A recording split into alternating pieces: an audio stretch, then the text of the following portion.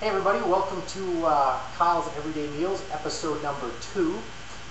Today I'm going to show you how to cook the best chicken cordon bleu you've probably ever had, and it's super easy. There's none of that pounding the chicken and then breading it or any of that junk. It's just very, very straightforward, but when you're done and you cut into that, cheese is going to just ooze out of this thing. You know, normally when you cook chicken cordon bleu, or even when you order it in a restaurant, a lot of times, you know, when it comes to your plate, first of all, you got to jam into it to get through that crust on the outside. And then when you do get in there's no cheese anyways. It leaked all over the oven. So now you got to clean your oven. Plus, you don't have any cheese in your chicken cordon bleu. So I'm going to show you a couple of very easy techniques to ensure that your cheese stays in your chicken cordon bleu. Okay, first what you want to do is you want to go down and you just very simply, you need basically 5 ingredients. Either chicken breast or however many you need for how many people you're cooking for. Deli style ham, there's kind of a trick there which we'll get into. A block of Swiss cheese. You definitely do not want to buy like the the cheese slices. You want to get like a block of Swiss cheese. Salt, pepper, olive oil, and sort of my secret ingredient is a jalapeno. But you can leave that out if you want. So here is the key. When you go to buy the ham, you don't want to just have them jam into the deli and grab some ham. You want to have them slice some ham specifically for you, because you need ham with no holes in it or no kind of rips or anything like that. You want a perfect piece of ham, because that's what's going to hold the cheese inside your chicken. So have them cut it as thin as they can without getting too carried away. So what you do basically is it's almost like building a taco. You want to take your piece of cheese, and it's a pretty big piece of cheese. Normally if you put that inside a piece of chicken, it would be all over your oven. And what I like to do is chop up just a few jalapenos and just, or a few small pieces, and just kind of put it in there, and then when the cheese melts, it'll kind of melt inside, and it's great. So all you do is just throw that in there like this, and essentially pretend like you were building a taco. So you want to bring up both edges of your ham, and then just kind of fold it over. You need 2 pieces of ham, by the way. Fold this over like that. Fold this piece over. Try and fold it as tight as you can. This, and then you basically want to take your second piece, put it in there, and basically do the exact same thing. Now that is what's going to hold the cheese inside the ham, which is going to be inside the chicken, is going to be incredible. Okay, so we'll kind of set that off to the side. Now, how are we doing for time here? Okay, we're looking good.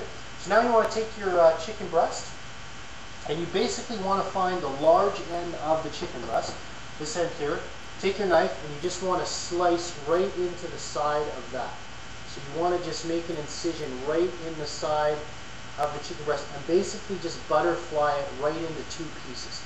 So you don't want to go all the way through, but you want to get a nice cut right through there. So you kind of want it to look something just like that. I don't know if you can see how beautiful that is. So you just want to open that up. Now, and that's open right up. I mean, normally now is when you pound it out, and oh god, you don't want to do that. So then, basically, just take your ham with the opening down, lay it into the chicken, and you want to just pull that chicken around the ham. Very, very straightforward. Then all you do, quite literally, is just take 4 pieces of string.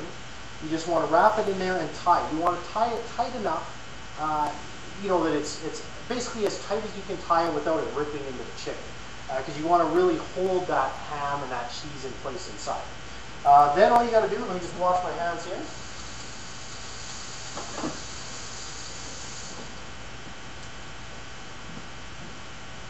Then all you want to do is basically take a little bit of olive oil once you've got the string on there, and just pour it over the top. Just kind of rub it in, and then very, very straightforward, just a little bit of salt and a little bit of pepper. You can use some other spices if you want, but I find with chicken cordon bleu, especially with the jalapenos in there, it definitely gives enough flavor. You just want to kind of reinforce that a little bit with the salt and pepper. A little bit of salt, a little bit of pepper, flip it over, do the same thing on the other side, and that is it. I mean, that is the easiest chicken cordon bleu you'll ever make, and it will be the most delicious. Now, again, as in episode 1 when we cooked the pork tenderloin, you do not want to cook this on any kind of flat surface, like a cookie sheet or like in a pan, anything like that. Because the pan being metal is going to heat up and you're going to get more cooking on the bottom than on the top or on the sides, and we just don't want that. Even if you don't have like a rack with a pan or anything like that, even if you cook it right on the rack in the oven, I would rather do that and have to wash that huge rack than put it on a flat surface, because you just don't want to do that to yourself. So anyway, so once we got that, I have one in the oven here that I'll show you. The one in the oven I actually didn't put jalapenos in, so it's going to look a little bit different, but you'll see just how much cheese comes oozing out of this baby. So how are we doing for time? Okay, we're looking good. So basically, all you want to do is cook that in the oven at 350 degrees for about maybe 40 minutes, 35, 40, 45 minutes.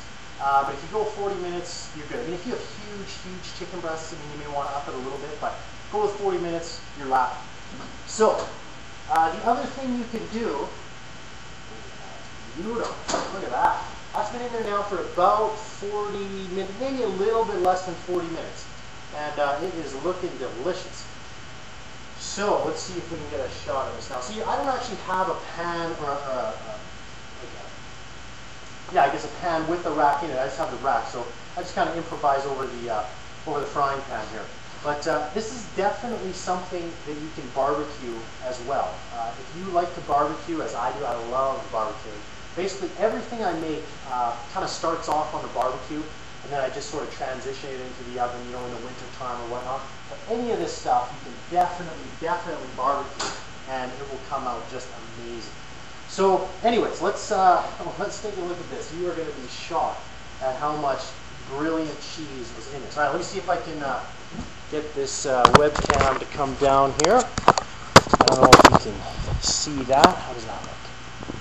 Oh yeah, perfect. Okay, so imagine this now. We'll just cut right into the center of this bad boy. Oh, that just, this is kind of hot. Now look at that. Is that amazing or what? This is cheese. Look at that. Look at how much cheese is inside there. You got your ham. That is perfectly cooked chicken. Oh man, I mean, look at that cheese. Especially if you have some jalapenos in there. Oh, that is amazing.